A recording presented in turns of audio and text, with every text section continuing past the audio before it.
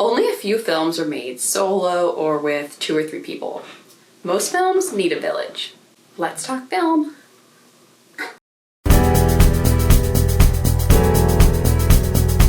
Hi, my name's Lauren and I'm a film major who wants to share what I'm passionate about with you. As the name indicates, this is a weekly series, so be sure to subscribe and hit the bell so you don't miss any future videos. Today, I will be providing information on that long list of names you see in the credits after a movie.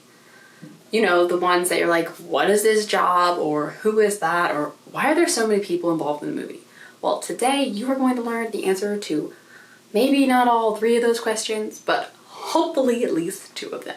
I know that I won't be able to hit on every single credit just because that would be way too long, and just from prepping this video I know it's going to be a long one, but I will try to do my absolute best. And if you have any questions about anything or any other credits, please let me know in the comments below and I will do my best to answer you as promptly as I can. Just as a quick little overview, the director and the producer tend to work together to hire the crew, but while the director will work with the crew pretty much solely creative means, the producer will be the one handling payroll and any kind of maybe disciplinary action. That way the crew doesn't really see the director as like a bad guy, kind of give themselves the good cop, bad cop mojo. And going to that creative aspect, the director needs to be able to pick crew members that he or she is really going to be able to work well with, because you're going to be working with these people for a long time and you need to be able to bounce ideas off each other and just work together on a creative outlet, which is why while a lot of people will work with their friends, especially starting out, sometimes people that you really like their work may not mesh so well with your own personal creative style on set, and that's just something that you'll have to be aware of and kind of figure out as you go. But maybe I'm getting ahead of myself. After all, what even is the crew? Well, I'll tell you. So the crew would be defined as all of the personnel who are employed during the production of the film other than the actors. The actors are the cast. They're not in the crew. Hence the cast and crew, not the crew including the actors.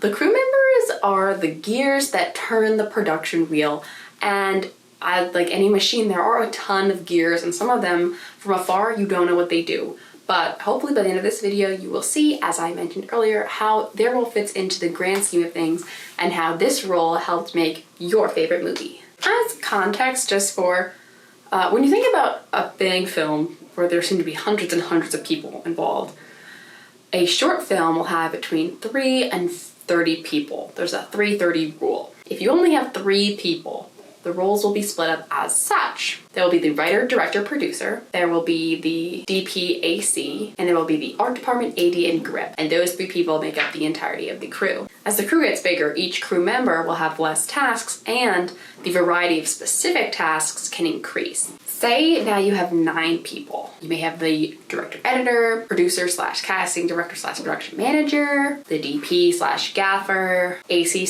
/ grip, D props wardrobe, the continuity / art director, PA, dresser, driver, the sound mixer, then the boom op, and the location manager would be another slash. The more people, the more delegation. Well, it's time to go in depth. So we'll start with the 5 key crew members. 1 production manager, 2 DP, 3 art director, 4 AD, and 5 production sound mixer. Now I'm going to go through each of those crew members and their support crew. So buckle on in, get yourself some tea or a biscuit because we're about to be getting cozy. The production manager breaks down everything involved with the story. The script, the schedule, the budget, all of it.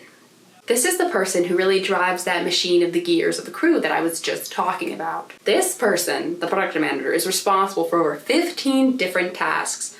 That is a lot. That is so much on your mind, which is why the production manager will have often a semi-extensive support crew which has the main characters as such. The production manager will have a production coordinator. The production coordinator will be the liaison between the production manager and then the cast and crew, because the production manager has so much on the plate, they do not want to be dealing with the petty needs of the cast and the crew and like telling what's going on because they are trying to figure out all this other stuff. That's what the production coordinator does. The production coordinator needs to be very organized and needs to be good at remaining calm and effective, even in a super hectic environment like a film set. Then we have the location manager, who's big job is obviously to look for locations, but they're also the face of the production. They're the person who's going to be interacting with, you know, various locations, maybe like permits. That's who you're going to talk to. So this person needs to have some charisma.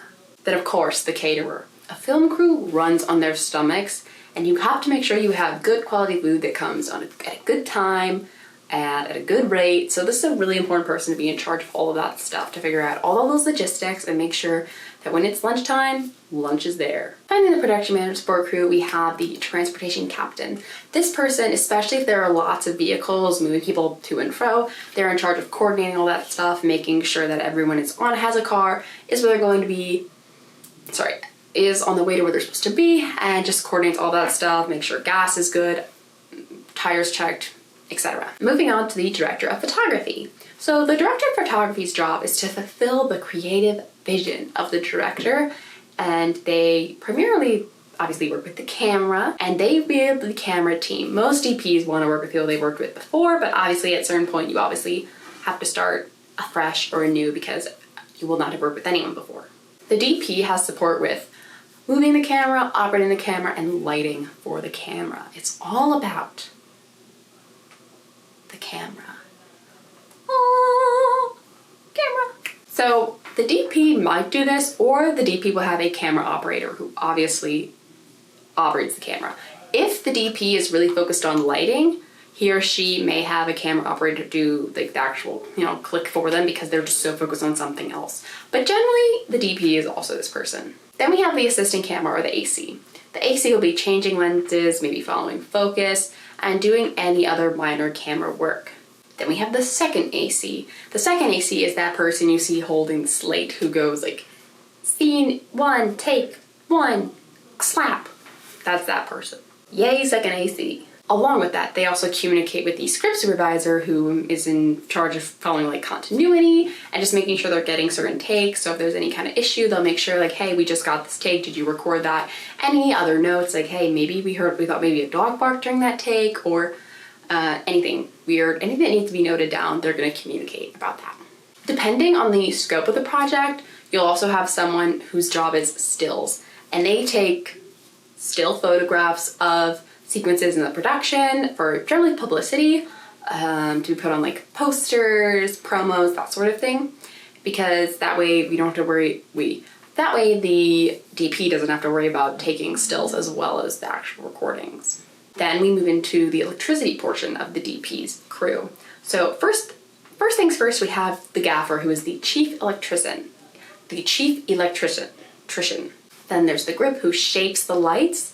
And you might be wondering, what does shape mean? Well, film lights, and I will try to have a good example to put up here. They're not just like a light that you turn on. I mean, they can be, but there's so many things that can go in front of the lights, barn doors to move the path of the light. Lots of stuff goes into how the light falls on the subject, and that is what the grip helps to do. Then we have the best boy, who is the gaffer's assistant, who pretty much like runs cables from the generator to the set. Still a very important job.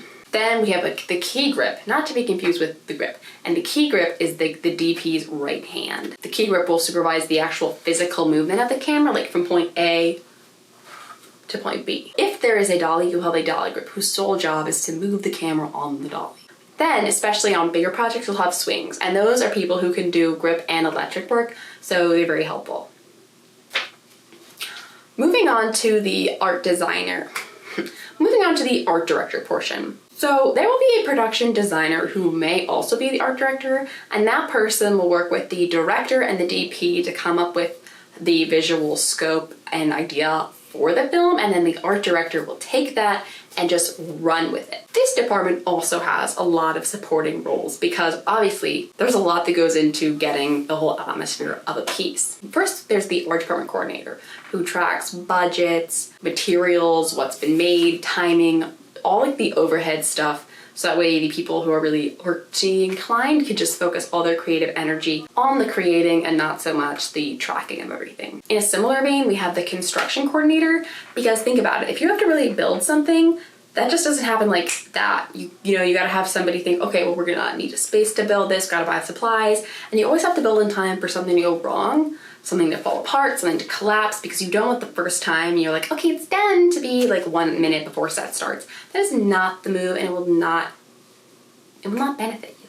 Then we have the Scenic Artist. I think these people are so impressive because they're the ones who kind of age a scene. Like maybe they do plaster, painting, work to make things like fit in, because especially if you're working on a studio, like everything was brought there. None of it was like natural. It's not like if you film in someone's apartment or house where things have been lived in, like no one's lived in this place. So to make it feel like it has been, and that is so impressive and I think so overlooked. Like if you ever see a car at the start of a road trip and then at the end of the road trip in the movie, like it's dusty, that was thought. Because obviously they didn't actually travel in this car for miles and miles and miles and miles. It's probably like 500 feet. Then we have the set decorator who will get like the furniture, props, some greenery, fluff. Not to be confused with the set dresser, though they could be the same person depending on the scope of the project. And the set dresser is the one who actually like dresses the set, puts things in place, and they're always on hand during production in case they need to adjust something, fix something. I have experience in this. I was doing part of this job recently in a film project I was working on. It can be really stressful because you're thinking, like, is this where it really was before? Am I just imagining things? But you just gotta do your best. Then we have the property master who handles props. Pretty self-explanatory. Always have multiples of props, especially essential ones, and especially those ones that you gotta break. You can't guarantee that you're gonna get it right on that first try. Then the related crew to the art department, art director, would be the costume designer, wardrobe supervisor, storyboard artist, hairstylist, makeup artist, etc. Moving on to the assistant director or the AD. So the AD works with the production manager from towards the beginning of the video to come up with the shooting schedule. The AD is responsible for communicating with all of the cast and the crew about when they're supposed to be on set and all of that good stuff. The AD also watches the clock. They're the one being like, except right now I'm not wearing my watch. So if the AD has a support crew, that's great. Otherwise the AD has to do all of the following tasks. There's the second AD. So the second AD will prep the call sheets, arrange the call times, and will coordinate all the set arrivals. Sometimes there's even a second AD. The second AD will call the actors and make sure the transportation captain knows who to drive, when, where. Then we also have the continuity or script supervisor. As I mentioned earlier, this person is responsible for taking notes during the sets, making sure that the camera takes and the audio takes are lining up, and just putting down any additional notes for things that'll be useful in the editing room. Then we have the production sound mixer. This person is responsible for getting that good, clean sound. That is magic on set. The sound and the dialogue that comes out is when the chemistry is the best. You can obviously ADR it, and many people do, and it's fine, but if you can get good sound on set, that is literally invaluable. This person will also have someone to operate the boom, maybe have an additional sound mixer, and potentially even a utility sound technician if the crew is that big.